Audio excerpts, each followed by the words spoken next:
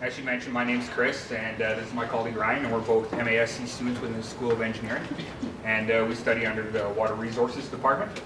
And coming up here, we're just kind of wrapping up our courses, so we'll be delving into river morphology and starting to analyze sediment transport and planform changes and how those affect the rivers themselves, especially under large unsteady events. So a quick background, what is river morphology? I'm sure we all know here that rivers are not a static entity and that they change over time.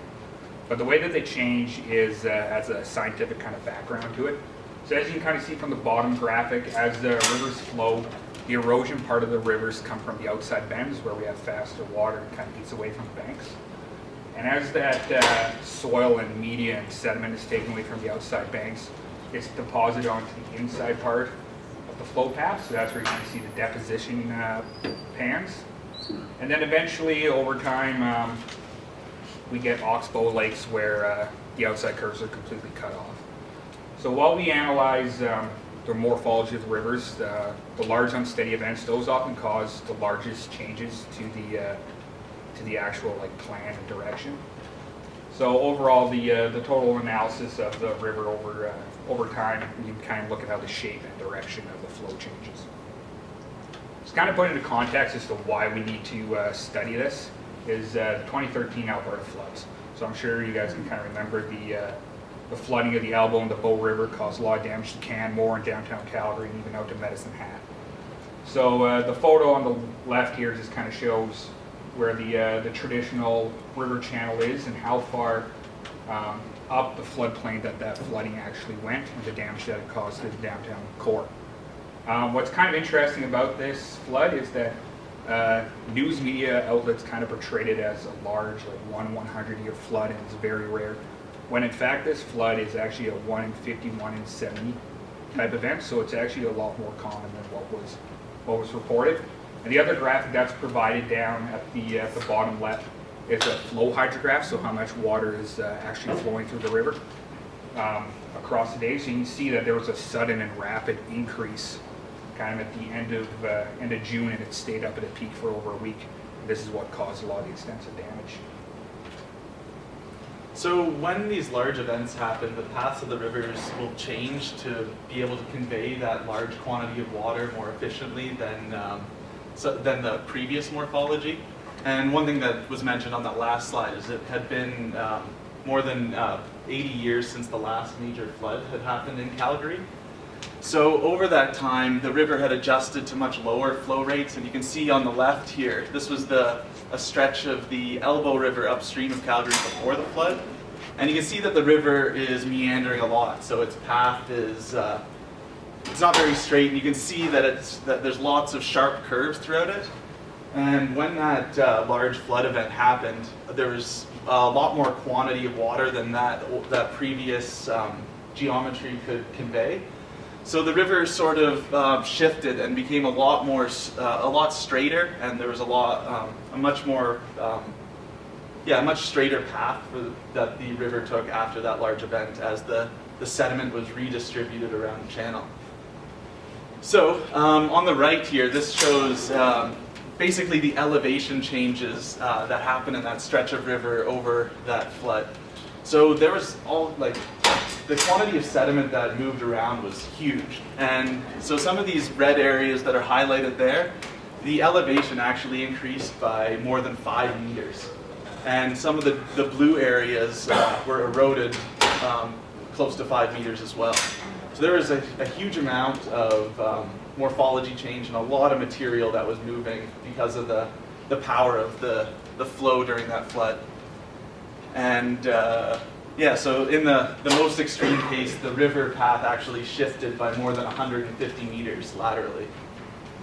And so it's important to understand how the river paths change and how sediment is moved, because a lot of our infrastructure is dependent on that sediment for structural support.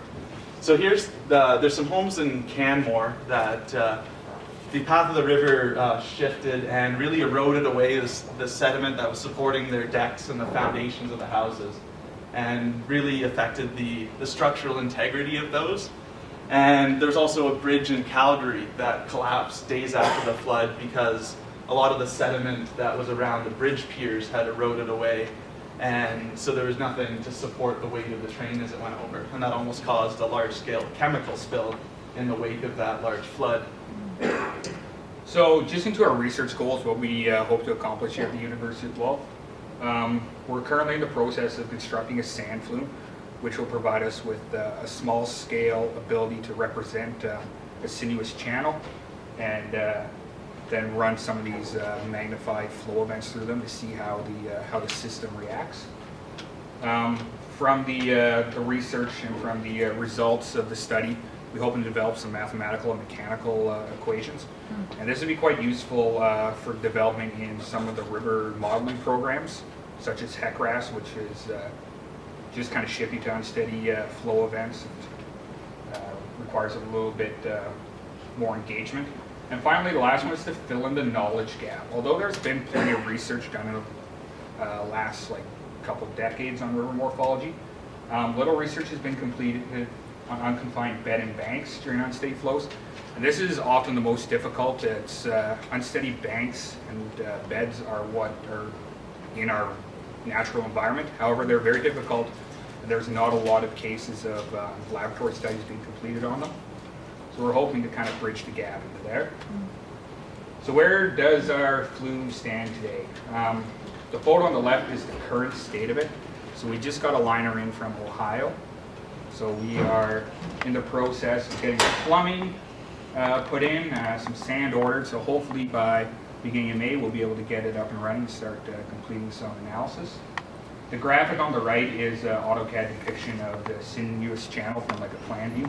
So as you can see, it goes through a couple sine cycles. So this will allow us to analyze a couple of different events and how it shifts across the sinuosity. And overall, the setup is similar to some of other gravel flume experiments completed at Queen's University in Colorado State. And so part of the reason that we want to go with a laboratory scale experiment is that the natural river systems have many interactive processes, and it's really difficult to isolate one and to draw conclusions based on these complex systems. So by doing some lab experiments, we're able to isolate some parameters and make more concrete conclusions about a particular process. So we're looking mainly at sediment transport and the path changes. So the way that we're going to be testing that in the lab is we'll be running hydrographs of representing different storm events through the channel to see how it responds. So one thing that we're considering now is looking at how the hydrographs from either urban watersheds or rural watersheds could affect the morphology differently, since in urban environments there's usually more runoff and the peak flows occur faster due to all the impervious areas in the catchment. And so we'll be collecting the sediment at the outlet of our tank and measuring it at a certain time interval. And we'll also be monitoring the morphology changes using photogrammetry. So photogrammetry is basically using photos from a normal digital camera and running it through some analysis software to develop a digital elevation model, which is basically a 3D topography of the bed and the banks of the river. So for basically the goal for us is we're going to take these morphology, or get the pictures of 3D morphology at regular intervals and be able to analyze how that morphology changes during those different types of storm events. And so for each time we want to get a complete picture of the bed, we'll probably need about at least 20 pictures of our bed to get an accurate model of the terrain. And so in conclusion, we think that our findings it'll help to predict the future changes of rivers and be able to predict the future path that they might take. And the main implications of this is that it will help designers and developers to understand where high-risk areas might be and where there might be an erosion hazard.